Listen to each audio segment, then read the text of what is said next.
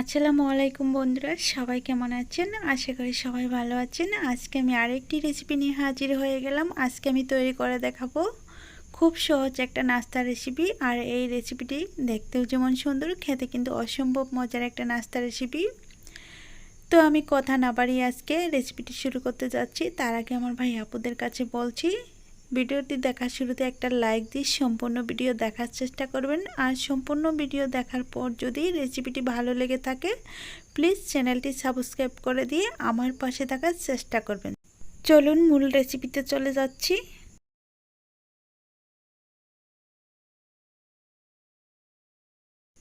নাস্তাটা রেডি করার জন্য প্রথমে আমি একটা বোল নিয়েছি, আর এখানে নিয়ে নিব 2 কাপ ময়দা। দেখেন আমি এগুলো বাটি দিয়ে 2 বাটি ময়দা নিয়ে নিচ্ছি। ময়দাটা দেওয়া শেষ হয়ে গেলে আমি এখানে অ্যাড করে দেব ইস্ট, 1 চামচ ইস্ট দিয়ে দিচ্ছি। তারপর স্বাদ মতো লবণ, লবণটা দেওয়া হয়ে গেলে 2 টেবিল চামচ চিনির পাউডার দিয়ে দিচ্ছি। সবগুলো শুকনো উপকরণ দেওয়ার পর আমি হাত দিয়ে ভালোভাবে মিশিয়ে নিব। মিশানো হয়ে গেলে আমি এখানে হালকা কুসুম গরম পানি দিয়ে ডোটা গুলে নিব। আর বেশি গরম পানি দেওয়া যাবে না, এতে করে ময়দাটা সিদ্ধ হয়ে যাবে। আমি হালকা কুসুম গরম পানি দিয়ে ডোটা গুলে নিচ্ছি। দেখেন আমি খুব আলতো হাতে ডোটা গুলে নিচ্ছি। ময়দা ডোটা রেডি হয়ে গেছে।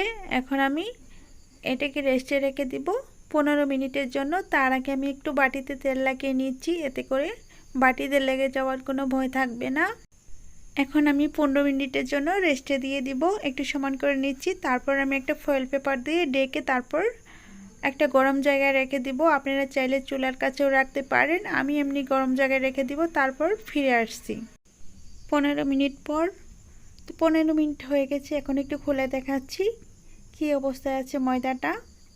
দেখেন অনেকটা ফুলে গেছে। আর আপনারা অবশ্যই ভালো ব্র্যান্ডের ইস্ট নেওয়ার চেষ্টা করবেন, এতে করে ভালো ফুলবে। তো এখন আমি ভিতরের বাতাসটুকু বের করে দিচ্ছি হাত দিয়ে চেপে চেপে। তারপর একটা বোর্ডের উপর নিয়ে আমি একটু হাত দিয়ে মুথে নিব।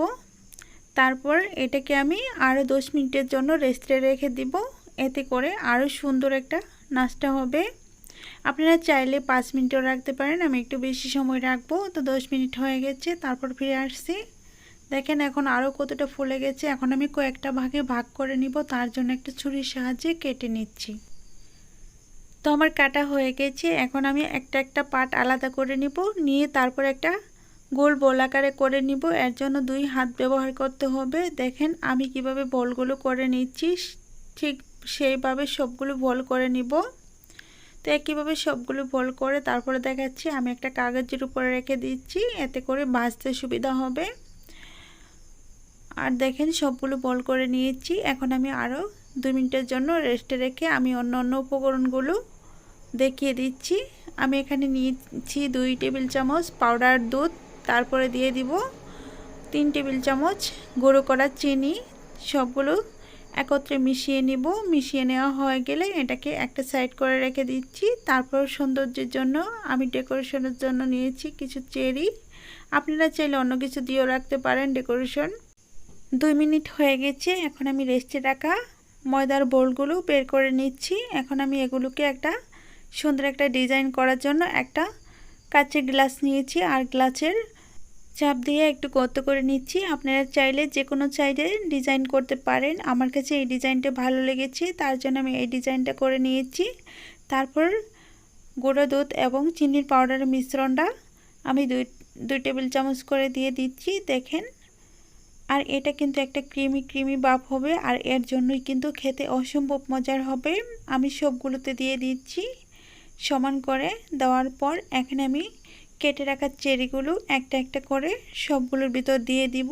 আর চেরি দেওয়ার কারণে কিন্তু অনেকটা সুন্দর লাগছে। আর এই নাস্তাটা দেখতে যেমন সুন্দর, খেতে কিন্তু তার চেয়ে দ্বিগুণ মজার হবে, আমি বলতে বাধ্য হচ্ছি। এখন আমি চুলায় চলে যাব নাস্তাগুলো ভেজে নেওয়ার জন্য। চুলায় একটা তাওয়া বসিয়ে দিয়েছি, তাওয়ার উপর কড়াইটা বসিয়ে দিয়েছি যাতে সরাসরি তাপটা না লাগে। তো দেখেন আমি একটু সামান্য পরিমাণে তেল দিয়ে তারপর নাস্তাটা দিয়ে দিচ্ছি। দিয়ে আমি 1 মিনিটের জন্য ঢেকে দেব। ঢাকার পর তারপর ফিরে এসে দেখাচ্ছি নাস্তাগুলো কেমন হয়েছে। 1 মিনিট ভাজার পর নাস্তাটা কিন্তু অনেকটা ফুলে গেছে। আমি একটু উল্টিয়ে পাল্টিয়ে ভেজে নেব। এখন আমি অপর পিসটা ভেজে নিব, তার জন্য অপর পিসটা একটা কাগজ লাগিয়ে দিচ্ছি, দিয়ে তারপর ভেজে নিচ্ছি। এতে করে ভিতরে চিনি আর দুধের মিশ্রণটা পড়ে যাবে না। দেখেন আমি সুন্দরভাবে ভেজে নিয়েছি। আর একইভাবে সবগুলো নাস্তা ভেজে তারপর ফিরে এসে দেখাচ্ছি নাস্তাগুলো কেমন হয়েছে।